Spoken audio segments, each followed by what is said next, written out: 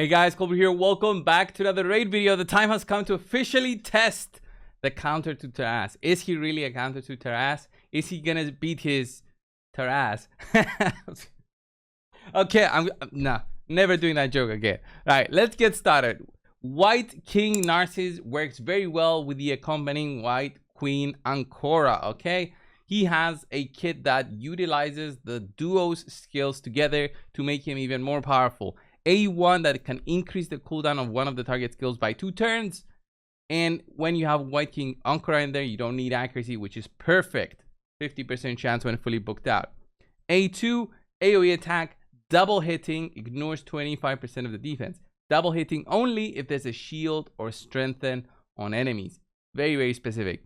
Damage inflicted cannot be decreased or increased by enemy skills, passive skills, or masteries, okay? So it's very, very specific on this skill doing damage. Very, very specific. So it really depends where you want to be using it. I will say that if enemies have a shield on, they're going to get a big double hit on them. I've tested this already. Not so big though. Don't get too excited, guys. I feel like he's meh so far. He's not the counter that we're looking for. But no spoilers. We're going to test him a little bit more. I only done like 2 fights, honestly. So, A3 Spirits claim you. Level 4. Because it's upgraded to level 4. Attacks an enemy 2 times. Increase the damage inflicted by this skill by 10% for each buff on the target. Stacks up to 50%. So if you have 5 buffs and I have 5 buffs, I'm doing 100% more damage. That's what this says. If this attack kills the target under 3 or more buffs, places a block revive debuff. That is very nice, actually. But they do need to have 3 or more buffs. So like a shield, increased defense, block debuffs, and they're done, okay? Also grants an extra turn if this attack kills an enemy when the White Queen Ancora is on the same team. So pretty cool.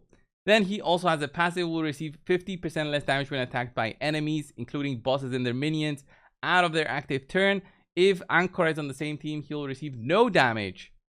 And this champion skills will also ignore shield and strength and debuff. So the way I've built him is I built him with Heart of Glory, Keen Strike going all the way down to Helm Smasher. I even picked up Bring It Down, which is doing more damage to enemies that have more HP than you, which isn't usually the case. But some supports might have more HP than us. I'm running a Savage set and about 95,000 health, 254 crit damage. I know the crit damage is low, guys. I know. But stick with me because we're running 221 speed on this guy. So we should be expecting some good numbers. If we do like a quick damage test on the dragon, we're not going to run the crazy setups that we usually do. We just want to see his own damage, right? So let's do like a speed booster and him. I'm not even going to place him in the lead because that gives him HP by 30%, 33% boost, which very unlikely I'll have him on leader slot, right? So let's not do that. So he's running the 95,000 health. So how much does he hit this wave just with his A2, which will single target hit now? This also ignores 25% of the target's defense. Let's see. This in action. 50k, 67,000, all right, with all that gear. And that is his A2 skill, the big AoE.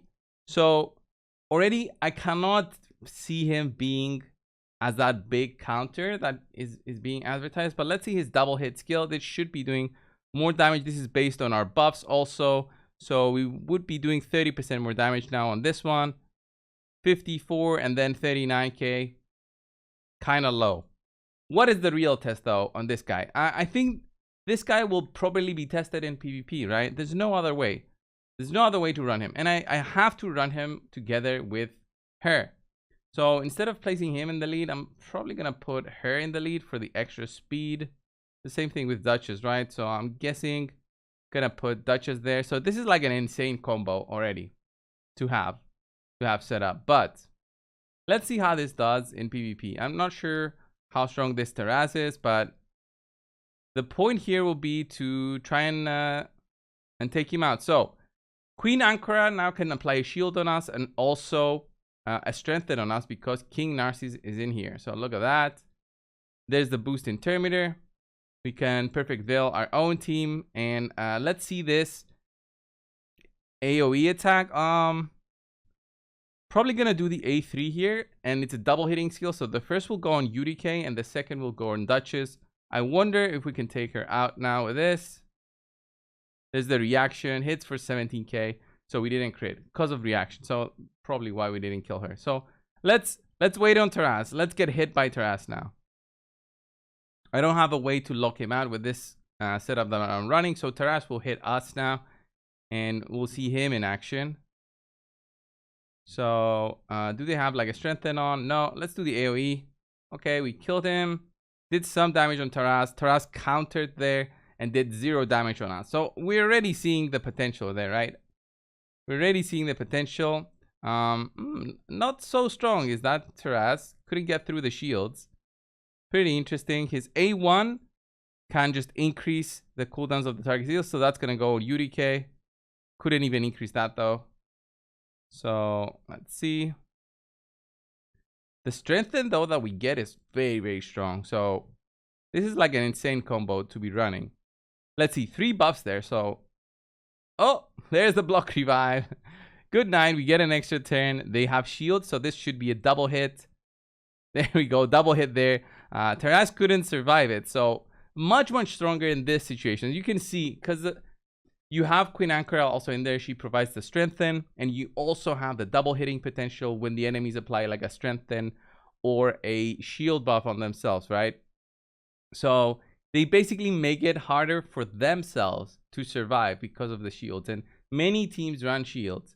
Well, not Duchess or Sifi, but they might run shields already through, let's say, the bolster set. So at the start of the fight, if you run a bolster set, you will be in trouble against a King Narses. So let's try it. Let's try it again. Let's try it again. I hope I don't get feared here because I need the speed boost. Okay, and there we go. We lock them out. That's good. That's what I want to see. Okay, looking at that stupid Taras that does so much damage. And here we apply a strengthen on us.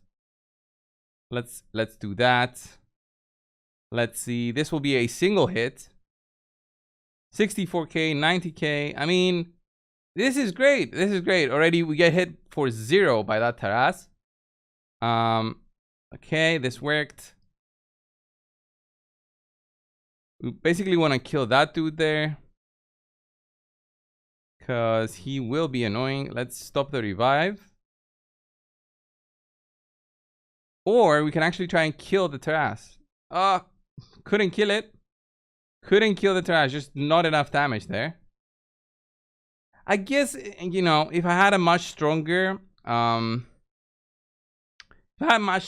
gear, that could be justified. Look at that. Ugh. Decreasing our cooldown. How did that happen though?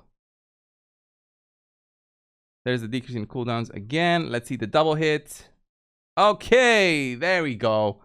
That was unexpected, but I mean, this is fighting a very strong Taras. 3-star awakening, 6-star warlord, and probably his gear is, you know, really end game. So comparing to mine, of course, for like an HP. But how does this combo do against other very strong setups? So this is another very strong setup. Okay, UDK already makes it so difficult for him to do anything. Harima also very strong. We still have the polymorph, even though it's fixed on this patch and does not do the same thing. It's still a very, very annoying skill.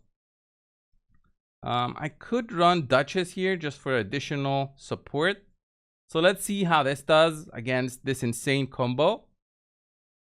But like, I do like him. I still feel like that Taras Manager combo is unbeatable, right? I still feel that. Even if you run like same 6-star awakening, same gear and everything, yes, the exact combo will beat the other combo unless the other 2 supports are there to play a big role. It really depends on the other 2 supports. It's not that simple as just, oh, it's Narses and Ankara versus Marichka and Taras. They will always lose Taras and Marichka, okay? I don't think it's that simple. So let's see. Double hit coming through. Not so strong when you're facing a Harima, right? Barely got through these shields. Well, we get through the shields, but barely got through and did any damage here. So we get hit now by the big Harima. At least I get my cooldowns back slowly by Ankara, okay? At least I get my cooldowns back slowly. I love the double hit there, because it slowly withers them down, even though they have the shields. He doesn't care. Oof. And the Harima just destroys that, and she pays it with the sheep. I have a sheep. Well, she has a sheep, a 6-star sheep, but I have a better sheep, right? There's another sheep. The patch that fixed the polymorph. All right, let's reset this dude, and let's go in for another attack. Look at the big hit there on the sheeps. 80k, that's okay. Let's see. I mean, for the gear that he has, maybe his damage looks low. So triple hit should kill them off now. But there's a Harima against us. In this AoE, damage inflicted by this skill cannot be decreased by enemy passive skills. I think this does not count Harima. I think this doesn't work with Harima, because it obviously did reduce damage there.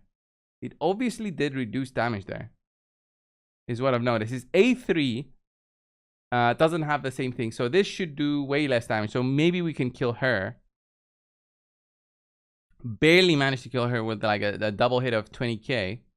So let's see the A1, 14,000. We increase the cooldown also of her skills. It's nice. Let's sleep her. We didn't get sheep. That's nice. Okay. And now when we slowly hit with Ankara, our cooldowns are just getting decreased randomly, but they are. Let's see the double hit coming through. 17k though. Looks very low. Looks very low. I think it's not working as intended. I think it's not working as intended. I think it's being reduced by her. It doesn't make sense that he hits so low. 17,000. It just doesn't make sense here. So against these different teams, this guy, King Narses, could do some damage when there's shields up, but when there's no shield up or strengthen, he hits very little. His hits are not really worth even kind of mentioning, honestly, now that I'm thinking about it, because it feels like he needs some kind of buff. That's what I'm thinking. Why did I lose here? Did he really have that much more speed than me? What kind of speed is Deadwood running? Let's see. Let's see.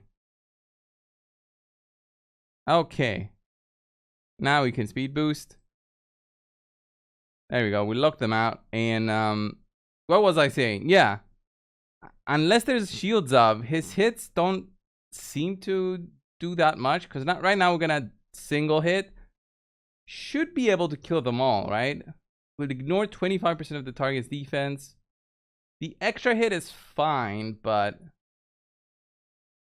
yeah, hitting for 37,000. I would have expected an unprotected Sifi to just die there, right? She should have just died there, if I'm being honest.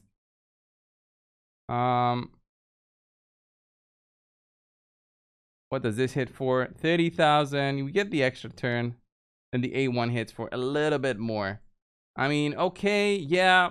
He's strong. I mean, he's strong, but a very conditional strong, right? He's a very conditional strong. He's not a... I bet when the multipliers are data mined, that his multipliers will not be that high. I just bet. It feels like that when I see his damage. It feels like his multipliers are kind of low. And I mean, my crit damage is also low, 250. But I doubted it would boosted my damage that much. I doubt that the difference would have been that much for the showcase here. So King Narses, is he worth going for in like a huge event? Not so much, unless you really have the gear to back him up and the plan behind it to beat Taras and Mariska. Because if you don't have Taras and Mariska, I would still go maybe for Taras and Mariska. Just being honest here. This was King Narses, guys. What do you guys think? Let me know down below. Thank you for watching. Subscribe, and I'll see you in the next one. See ya.